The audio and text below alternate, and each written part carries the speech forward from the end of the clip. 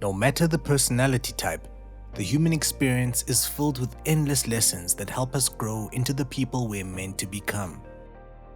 Through a mix of hardships, mistakes, and disappointments, some lessons repeat themselves until we've reached that next stepping stone. So, what are some of the lessons that the INFJ specifically learned too late in life? Welcome back, psychos. Before we get into it, we'd love it if you liked and subscribed to our channel, as well as to click the post notification bell so you never miss a video. Alright, let's get right into it. Starting with number 1.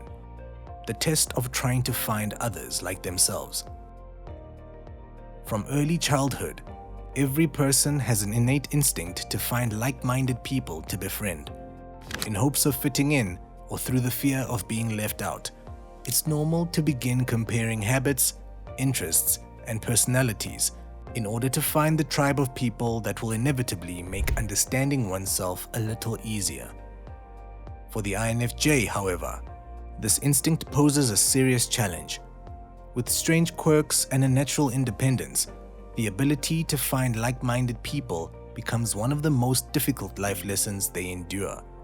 However, the test isn't in trying relentlessly to find said people, or to morph themselves into something they're not in hope of becoming likable. Instead, the real lesson every INFJ comes to terms with later in life is the embracing of their uniqueness and the acceptance of their individualistic traits. It's only once the INFJ has reached the self-approval that they can begin attracting their soul tribe on a spiritual level. Which brings us to number 2. The test of letting others in. Through years of feeling shunned by their surroundings, it's not uncommon for the INFJ to get used to the feeling of putting up a wall to protect themselves. Unlike the comfort that comes in fully accepting their unique individualistic nature, INFJs subconsciously resort to stubbornly keeping others out and crushing all hopes of finding people they truly jive with. Private and reserved by nature, this personality type already has a hard time opening up to others. Yet with the fear of rejection being so deeply instilled, it becomes nearly impossible. In fact, most INFJs have a story of finally putting down that guard only to end up hurt and betrayed, furthering their reluctance to practice vulnerability with those who actually deserve it. However, it's in these lessons that the INFJ mustn't shut down completely. Deep down, this personality type longs for deep connections with others, and because of that, they can't help but to try and heal their emotional wounds and open themselves back up when the time is right. This persistence is where the INFJ learns the sweetest lesson of all: genuine friendship. Number 3. The test of goal-achieving patience. Speaking of persistence and patience when it comes to friendship, there's something in sticking to a goal that most INFJs end up learning too late in life. Future-focused and impatient at times, the INFJ is constantly thinking of their next moves. Through their idealism, they can easily slip into the grass is greener perception, leading them to ditch their current goals and efforts in an attempt to make something even better for themselves. Unfortunately, this approach to success often leaves the INFJ with countless brilliant ideas and yet only a long trail of half-completed projects to show for them. While they do have high expectations for themselves to see things to completion, it's in the excitement of their new endeavors that allow them to oversee their past projects as failures. Over time, however, INFJs begin to realize that it's all in sticking to a goal through every phase that makes it so rewarding in the end. Despite losing interest, the INFJs that actually push themselves to the finish line and the ones that learn the most valuable lesson of patience and persistence. Number 4. The test of setting boundaries. If you're an INFJ yourself, you see this one coming. The humbling tests that come with the INFJ's difficulty in setting boundaries can end up being some of the most difficult to overcome. For this empathetic, extroverted feeler, the need for helping others is their ultimate kryptonite. A kryptonite so powerful that it can end up taking over the INFJ's entire life, including their emotional, spiritual, and physical health. Due to their conflict-avoidant approach to connections, as well as their easygoing nature, in the moment, boundary setting can seem like too much of a hassle. Whether it's setting boundaries around their empathy, their time, their energy, or their morals, it's only within this very act of self-respect that the INFJ can find true satisfaction.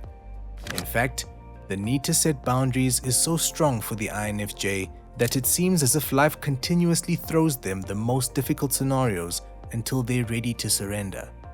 It's within these tests that the INFJ is able to learn just how valuable boundary setting is for all parties involved. Unfortunately, most INFJs experience incredibly challenging trials and tribulations before reaching this realization. Number 5. The test of carrying others' emotional baggage. On the topic of setting boundaries, there's one specific area of life all INFJs could use a little boundary setting, and that's within their habit of carrying others' emotions as if they were their own. As mentioned previously, the INFJ's secondary cognitive function is referred to as extroverted feeling. This causes them to not only have the ability to easily observe and understand others' emotions, but it actually makes it so that they are able to absorb and feel others' emotions as if they were their own. While this incredible ability makes it easy for them to relate to others, it also makes it very difficult for the INFJ to decipher which emotions are their own and which they've absorbed through their environment. And so, through the habit of picking up others' emotional baggage, most INFJs are tested with just how much baggage they can carry, as well as the repercussions that come with ignoring the fact that this approach takes its toll. It's only when the people-pleasing INFJ takes the necessary steps to take time out for themselves that they realize just how much they hold on to. Number 6. The test of fixing other people. So, why does the INFJ bear others' burdens anyway? Well, besides the habit of being a part of their cognitive makeup, INFJs have an innate longing to fix those who they deem to require fixing. Known as the counselor personality type, the INFJ uses their combination of analytical, empathetic, and problem-solving skills to try to work out the best way forward. And usually, they're able to accurately map out exactly where someone is coming from and exactly where they should be going. However, there's usually one critical missing piece to the puzzle, and that's the compliance of the test subject. INFJs want to fix people so bad that they forget how impossible it is to help someone who doesn't think they need helping. In fact, INFJs will worry themselves sick over someone who doesn't even consider themselves to be struggling at all. And so, in most cases, this willingness and eagerness is tested time and time again before the INFJ accepts the lesson for what it is and stops putting in the effort. Ironically, they may even notice how easily things fall into place for another person once they've taken a step back. And lastly, number 7. The test of unfulfilled expectations. The perfectionistic INFJ is notorious for their idealistic, high-set expectations. Placing these expectations on themselves, their life plans, their future events, and the performance of those in their life. Most INFJs can't help but to envision an end result for things that have yet to come into fruition. And despite being repeatedly disappointed, there's something about these fabricated expectations that make the INFJ excited for what's to come. Yet, over time, disappointments get old and their zest for reality becomes diminished in comparison to their imagination. Their unrealistic expectations are tested to the point that they eventually realize their approach is bound to do more harm than good. While it may be late in life, most INFJs come to understand that idealism is only meant to guide and motivate their intentions, rather than to be taken too seriously. This impracticality must be balanced with underlying practicality in order for life to be enjoyable. Until the INFJ realizes that the true lesson comes in understanding that no amount of satisfaction compares to what comes from within, they will forever be expecting something external. Well, psychos, that's it for today. So, let us know in the comments below if you think you've been tested in these 7 ways as an INFJ. Also, make sure to leave us a like, share with your friends, and subscribe to our channel so that you never miss a video.